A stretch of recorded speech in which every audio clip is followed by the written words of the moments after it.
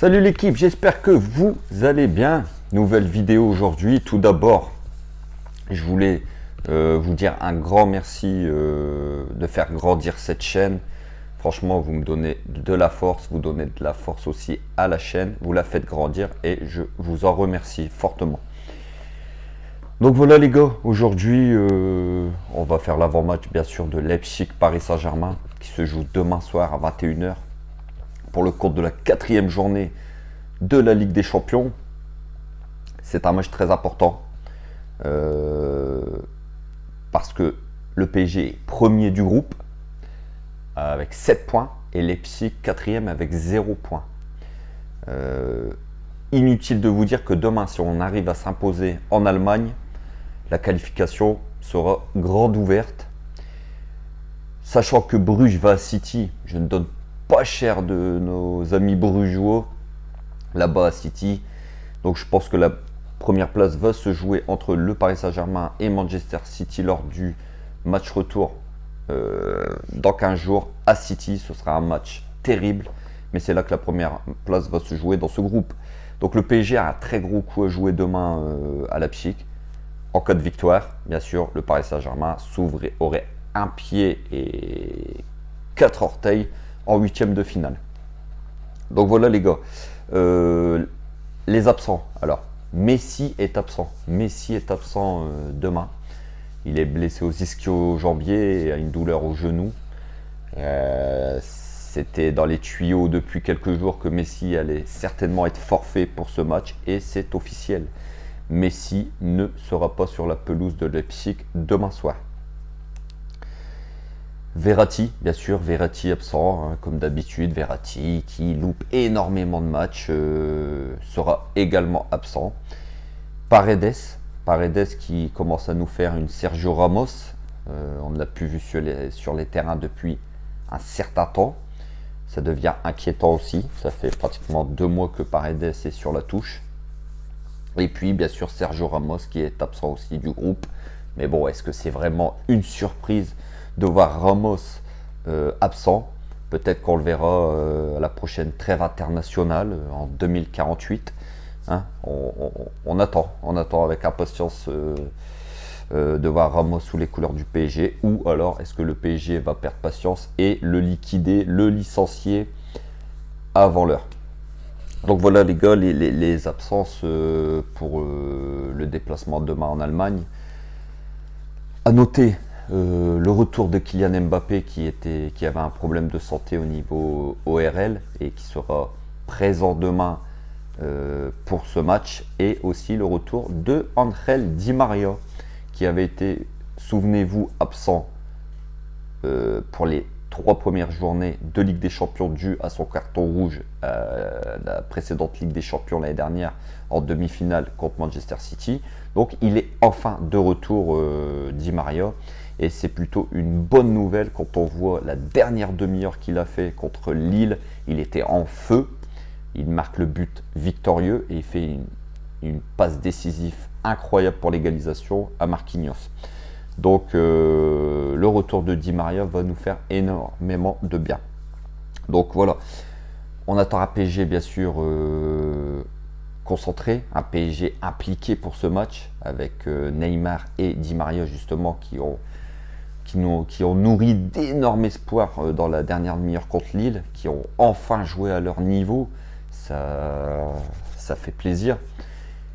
Parce que quand on voit des joueurs de ce calibre enfin à leur niveau, ça pousse l'équipe derrière à faire les efforts et à se mettre au niveau des grandes stars.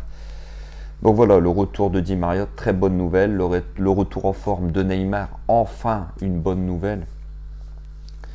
Donc voilà les gars, le match aller, rappelez-vous, il y a 15 jours, le PSG avait été énormément bousculé au Parc des Princes. On était mené 2-1. Avant que Leipzig fasse des erreurs et nous remette dans le match. Sinon, c'était fait vraiment bousculer. Et c'est ça l'enseignement du match de demain, c'est faire très attention. Faire très attention parce que si on prend cette équipe de Leipzig qui fait pas un très bon début de championnat en Bundesliga, ils sont 8e, ils ont encore fait match nul ce week-end. Mais voilà, en Ligue des Champions, c'est que les équipes arrivent à se surpasser, surtout quand on joue ce PSG-là, bourré de stars. Les équipes en face font tout le temps des très gros matchs. Et Leipzig, demain, faut pas rêver, les gars. Leipzig, demain, va nous rentrer dedans. Ils vont être opérationnels. De toute façon, cette équipe n'a pas le choix. Elle a 0 points en 3 matchs. Donc, demain, si elle viendrait à s'incliner face au PSG, elle pourrait faire une croix officiellement sur les huitièmes de finale de Ligue des Champions, mais même peut-être sur la 3e place qui est qualificative pour l'Europa League. Donc, inutile de vous dire que demain, ils vont tout donner.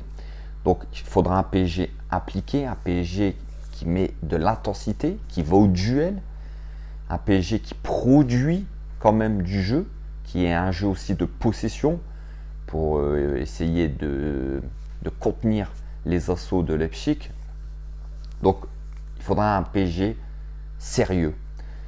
Parce que, comme je vous ai dit, le match aller, rappelez-vous, on s'est fait quand même assez bousculer. Et moi, c'est ça qui me fait dire qu'il faut quand même faire très attention pour demain. Parce que c'est chez eux. Le stade va certainement être plein. Alors après, avec les mesures sanitaires, est-ce qu'en Allemagne, les stades sont pleins? Je ne peux pas vous le dire à 100%. Mais je pense que Leipzig va vouloir faire un gros coup. Nkunku va certainement vouloir encore se faire voir. On sait à quel point il est très bon. Il est devenu très bon. Il était très prometteur au PSG, mais là, il a passé un palier. C'est très bien pour lui. Donc voilà les gars, le match aller a été très dur pour nous. Et j'espère vraiment voir un gros PSG demain. J'espère voir le PSG de la dernière demi-heure contre Lille, qui met de l'intensité, qui met de la vitesse dans le jeu, qui passe par les côtés. Donc voilà, je vais vous donner mon 11 pour demain. Moi, je pense que le PSG demain va jouer à 3-5-2. Et je pense que la dernière demi-heure contre Lille, c'est comme ça qu'a joué le PSG. Et c'est comme ça qu'ils ont réussi à inverser la tendance. Contre Leipzig, au match aller, le PSG était passé en 3-5-2, même si sur ce match contre Leipzig, je pense qu'on a eu pas mal de réussite que Leipzig nous remette dans le match. Donc c'est une tactique à perfectionner. Donc voilà, je vais vous donner mon 11. Donc je pense que demain, dans les buts, il y aura Donnarumma.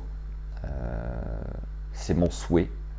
Il fait quand un très gros match contre Lille. Il nous sauve contre Lille. Même si Navas, voilà, c'est un gardien top mondial. On a deux très grands gardiens. Donc, l'un ou l'autre, ça ne me dérange pas. Maintenant, j'aimerais bien qu'il y ait une... comment dire, que Pochettino tranche et dise, voilà, c'est le numéro 1. Mais ça, après, voilà, c'est pas trop grave. Vu que les deux, à chaque prestation, font de très grands matchs. Donc, défense centrale à 3, Kipembe, Danilo Pereira qui est plutôt en forme actuellement et Marquinhos. Sur les côtés, Hakimi et Nuno Mendes. Bernat, je pense qu'il n'a pas encore la condition physique pour faire des matchs de ce niveau-là, cette intensité-là. Il monte en puissance tout doucement. Donc Mendes devrait tenir la corde. Hakimi à droite. Au milieu de terrain, Idrissa Gueye et Wijnaldum. En numéro 10, Neymar. Et en attaque devant, Di Maria et Kylian Mbappé. Pour moi, ça sera mon 11. Je pense. Moi, n'hésitez pas à me dire ce que vous pensez que Pochettino va aligner comme tactique. Donc voilà les gars. On se retrouve demain, bien sûr, pour le débrief à chaud. Prenez soin de vous. On se retrouve demain. Ici, c'est Paris. Et Paris est magique, les frères.